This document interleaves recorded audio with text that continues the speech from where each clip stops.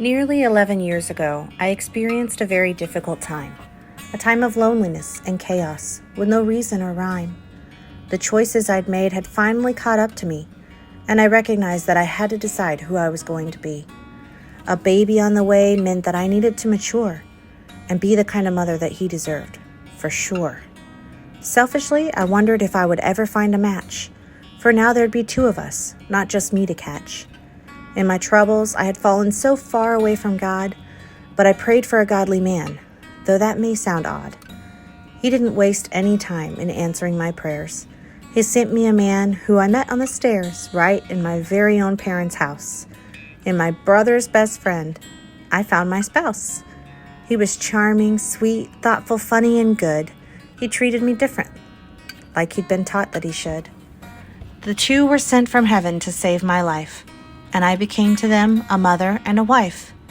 Even before we married, Riley called Dawson his own. In everything he did, his love and support were shown. He'd come to my restaurant for lunch every day, and I'd leave love notes on his napkins to read on his way.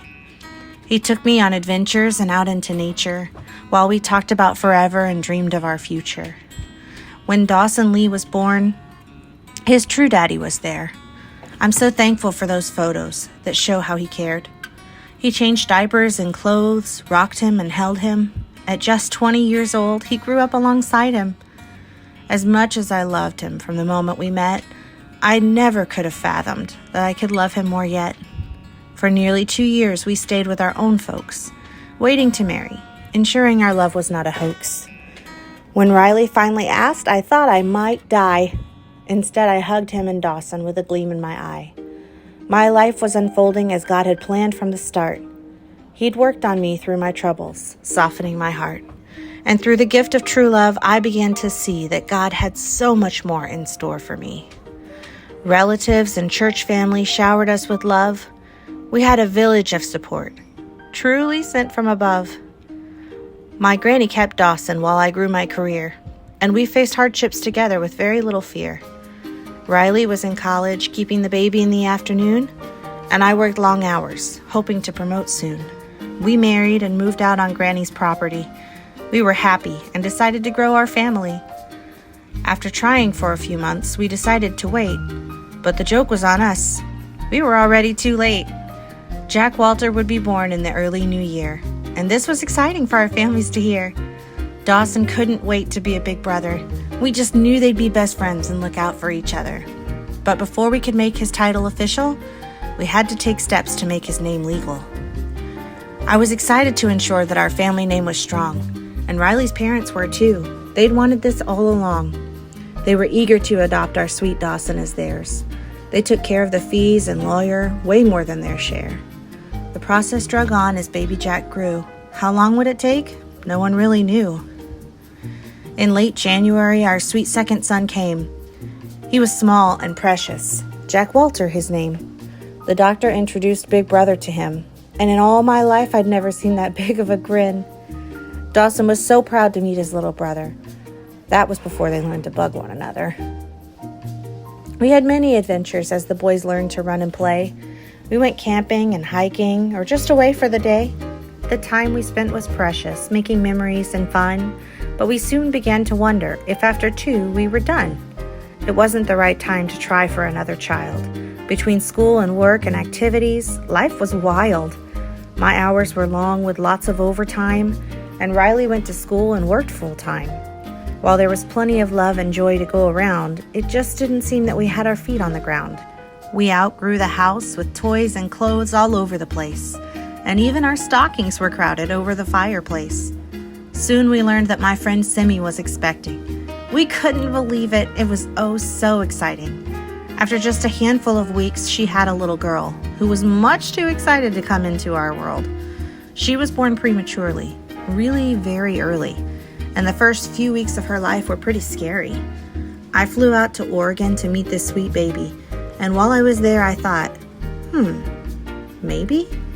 Simi took me to the store and we got a test. With a positive result, I'd have to call Riley and confess. But he was in testing for the end of the semester. He could wait, right? I didn't want to stress him or pester. When I got home from the airport, my heart just raced. and I had a hard time hiding the excitement from my face. He couldn't believe he'd just passed his final. And now this? He was in pure denial. But it was true and it was good, as we would soon learn. Our lives for the better were taking a turn. We gathered at Taco Bell, of all places, for all to see. What gender would this new baby be? As I stood and opened the papers shaking, I read aloud, "It's a girl!" my heart quaking. Nana and Gigi were praising the Lord as Riley and I tried to get on board. We were sure not expecting that wonderful surprise, but our excitement and wonder could be seen in our eyes. And when the time came, we all went to the doctor together. When admitted for induction, we flocked like birds of a feather. The hospital was filled with our friends and family. We felt so blessed to have Rango there to introduce our three. The boys swooned over their sweet sister, Riley Bell. She was so tiny and jaundiced, and she didn't eat well. I never thought this would have been the beginning of a very long struggle to try to get her eating. But she was perfect and beautiful and everything we wanted. We thanked God for knowing, and her beauty we flaunted. We put bows on her head and ruffles on her booty. We posted pictures on Facebook saying, "She's such a cutie." All four of us were simply so proud to have her, and once she came home, we couldn't live without her. Dawson protected her, and Jack snuggled her closely. When he had to go to kindergarten, Dawson went morosely. He was so excited to get home to her each day, and we all loved to watch them cuddle and play. She was a girly girl for sure. She loved purple and pink, but she also loved mud, and she could make her own stink. She was the perfect addition to our lives, spunky and sweet, but she wasn't the last one to add to our team. She was still quite young when we found out. Here we go again. Gigi and Riley began to pout. Riley was so very sad. His time was so thin. How could he share his time with 4 if we were pregnant again? As excited as I was, I couldn't share too much. Riley's sadness was almost palpable there in his touch. He came around after a few days, and we all got excited, our hearts ablaze. At our ultrasound, we stated our goal at the door. We need another girl to even the score. In 3 pregnancies so far, we'd never had a gender reveal. I started to wonder, if we never did, how would I feel? So I planned a college graduation party for Riley, which doubled as a gender reveal for Maggie. It was so fun to have our family get together and guess. Was it a boy or a girl, senor or senorita, suit or a dress? They were so pleased to learn of her anatomy, a sweet second girl to finish our family. Sadly, though, our family would not be able to attend her birth in the hospital, would be without friends. COVID hit the world with such a fierce greed. It took lives, time together, and caused us all grief. I struggled with sadness as I thought about how I would not do this again. This was my last time now. She was my last baby, last time to experience this miracle, last time to feel a kick, last time to birth in a hospital. Among the crazy of sickness and emotions, another plan from the Lord had been set in motion. We had outgrown our little trailer, and we needed more space. I spoke to Riley and asked to look at homes, pleading our case. He agreed, and we went to an open house one day. I didn't know it was the one, but I started to pray. Lord, bless us with wisdom and discernment. Help us to see what your plan is and how to follow it. It didn't take long to realize he had made his plan clear. Before we knew it, we had an offer accepted and nothing to fear. We moved into our home shortly before Maggie came. We worked hard moving in. Settling in was our aim. When she was ready to meet us on that August day, she came in such a startling way. We had a peaceful morning as the rooms were all full. They told us they'd call us, so we played it cool. We went to IHOP for breakfast, ordered pancakes and eggs. As soon as it came, they called, so we took to our legs.